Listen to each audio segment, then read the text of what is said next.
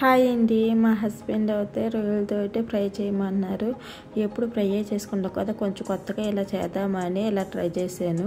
First రొయ్యలను పసుపు ఉప్పు వేసి శుభ్రంగా కడుక్కోవాలి. తర్వాత అందులోనే 1 టేబుల్ స్పూన్ సాల్ట్, చిటికెడు పసుపు, 1 టేబుల్ స్పూన్ కారం, 1 table spoon garam masala, 1 table spoon ధనియాల పొడి, 1 టేబుల్ స్పూన్ అల్లం వెల్లుల్లి పేస్ట్, 1 టేబుల్ స్పూన్ కార్న్ఫ్లోర్. ఇవన్నీ ముక్కకు అంటుకునేలాగా శుభ్రంగా కలుపుకోవాలి. అలా కలుపుకుంటే ముక్క ఉప్పు కారం బాగా పట్టించినట్టు ఉంటుంది, చాలా టేస్ట్ ఉంటుంది. ఇలా కలుపుకున్న తర్వాత ఇందులోకి మనం ఒక ఎగ్ తీసుకుంటున్నాను. ఒక ఎగ్ తీసుకొని ఇందులోనే మొత్తం కలిసేలా కలుపుకుంటున్నాను. ఎగ్ వేస్తే టేస్ట్ బాగుంటుందంట, అందుకనే ఎగ్ వేసాను.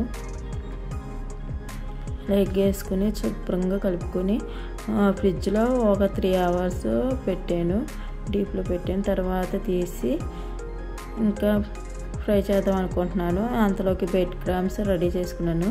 బెడ్ క్రమ్స్ ఎలా రెడీ చేయాలి రెసిపీ కావాలంటే చెప్పండి, పెడతాను.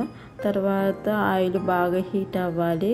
హీట్ అయిన తర్వాత బెడ్ క్రమ్స్లో రొయ్యలని డిప్ చేసి తర్వాత ఆయిల్లో డిప్ చేయాలి.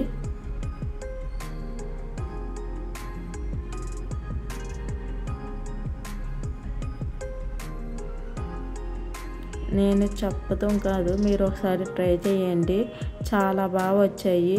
వీటిని నేను టమాటా సాస్లో కానీ మైనీస్లో కానీ కలిపి తింటే చాలా బాగా వచ్చాయి. మా పిల్లలు అయితే చాలా ఇష్టంగా తిన్నారు. మీరు కూడా ఒకసారి ట్రై చేయండి.